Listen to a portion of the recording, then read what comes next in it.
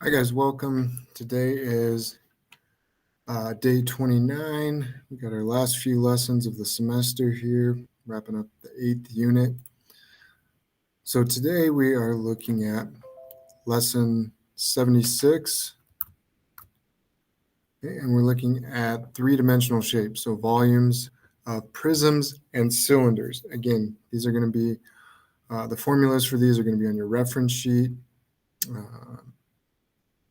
For surface area and lateral surface area, there may be some that I'll tell you to add. But again, these are things that we've talked about in the past. We've worked with one-dimensional shapes as far as distances, perimeters, two-dimensional with area, lateral surface area, and three-dimensionally with volume. And today we're looking at prisms and cylinders. So a prism is a shape, a three-dimensional shape where we have a congruent base, top, and bottom. So a triangular prism would be, we have a triangle in the front or top or whatever. It's what we call the base. It doesn't matter if it's stacked top and bottom or it's laying on its side like this triangular prism. Again, since it's a triangle and triangle, that's what makes this a triangular prism. So don't let the orientation, if we have a shape and it gets knocked over to its side, it's still that same shape. And when we say base, we're referring to this. And that's where we got to be careful with our terminology, because we still are looking at a triangular base. So when we say base, make sure, are we talking about the base of the prism, or are we talking about, if we're looking at the triangle, for example, are we looking at the base of that triangle, and 1/2 base times height, because we need to know that formula in order to calculate the volume overall. So for prisms in general, if we know capital B, that's base area, not just like the base when we're talking about a parallelogram or a triangle. Capital B is our base area. So the area of the base times the height, or the distance between, like in this example, our two triangles. So that's the height, the distance between those. If we're looking at a cylinder, we have a circle base and the same congruent circle base. So if you think of like a coffee can or a Pringles can or something like that, we have a circle on the top and a circle on the bottom, and then the distance between those two circles in this case would be the height of that cylinder. We don't call it a circular prism, even though essentially that's what it is. We call it a cylinder. So looking at those two.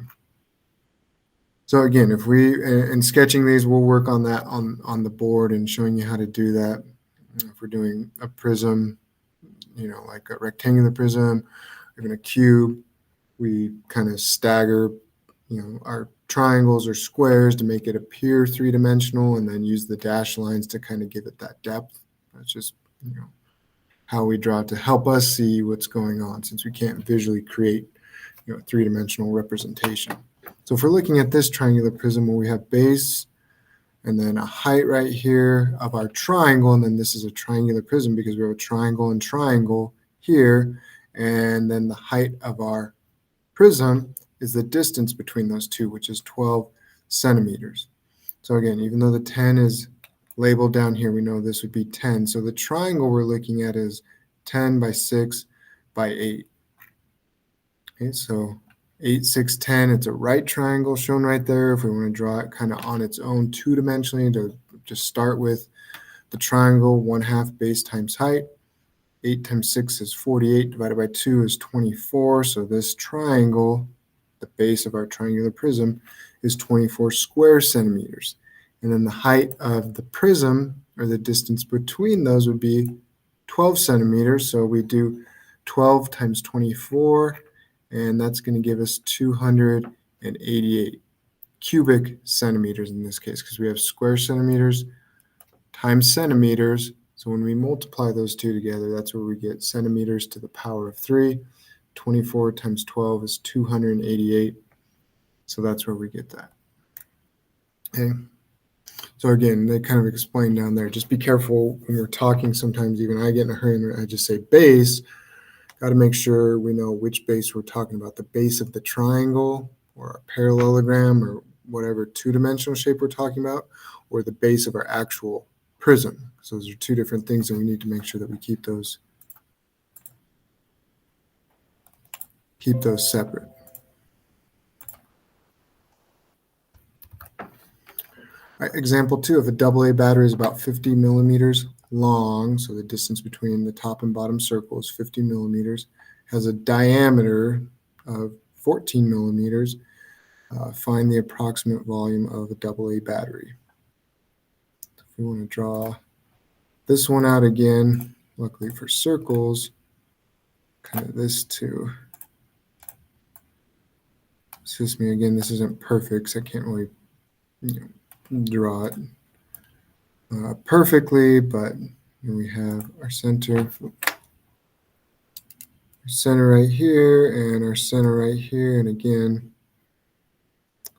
these would be connected. Again, I know that's not perfect because it doesn't look three-dimensional. It'll be easier to do on the whiteboard, or we could stagger that. Oop, not that.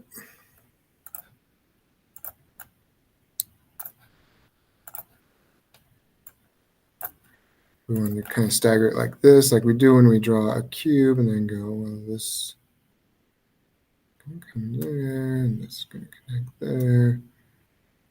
Center, center. So we know the diameter of our circle, what was it, 14?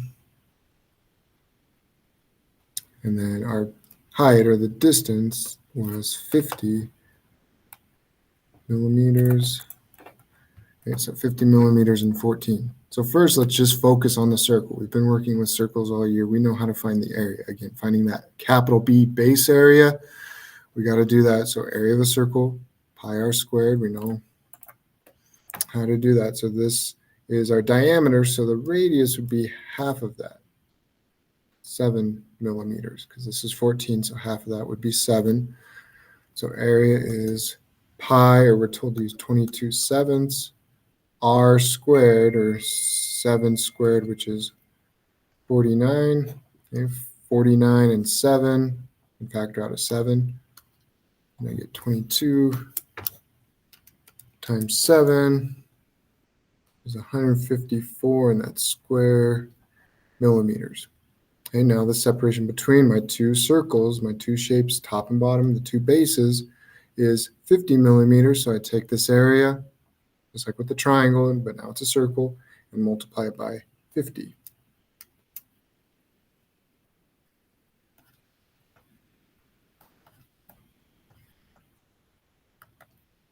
That gives me 700. Oh, I'm running out of room.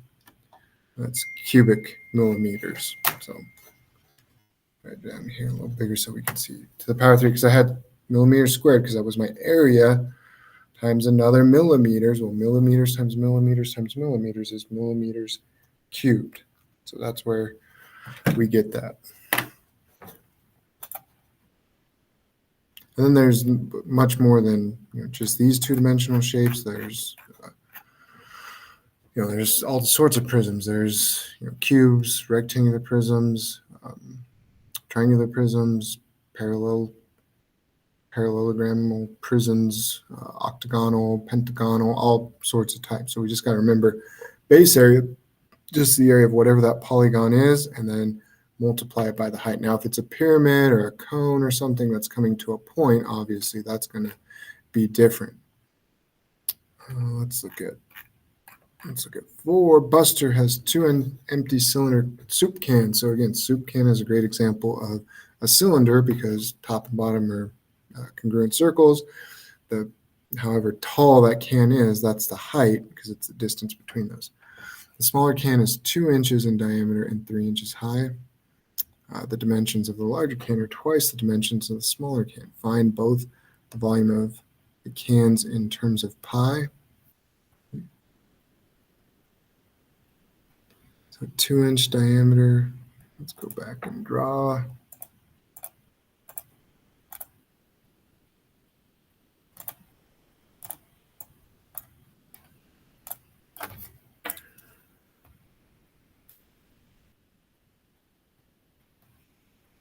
Again, we're just drawing it like that so we can give it 3 dimensions. Okay, we could draw it upright if we wanted to.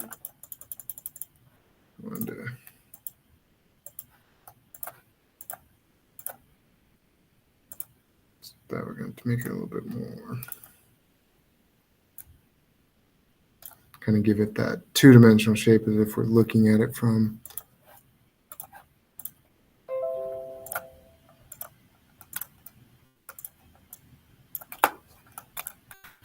again, however you draw it, or even if you want to just draw your circle and then know the distance between those, that's fine too. So either way we draw it out, 2 inches was our diameter, so that's the distance all the way across.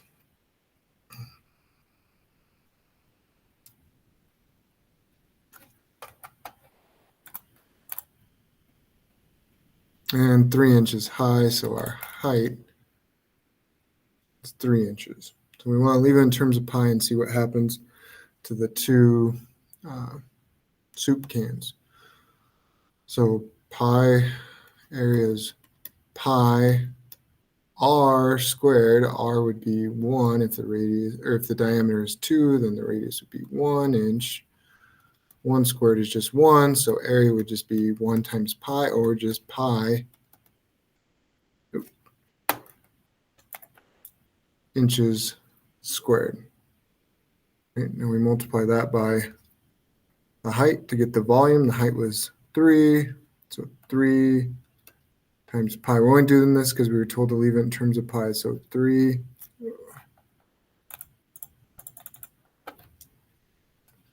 pi times 3 is just 3 pi, 3 times pi, and then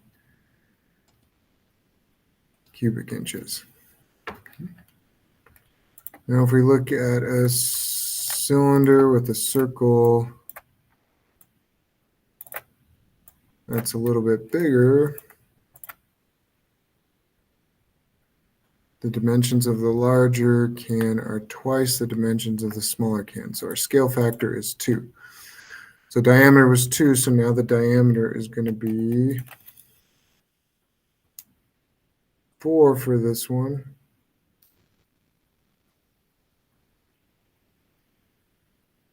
Which means my radius is going to be 2. Okay, so again, area pi r squared, so r squared, leave it in terms of pi, 2 squared is 4.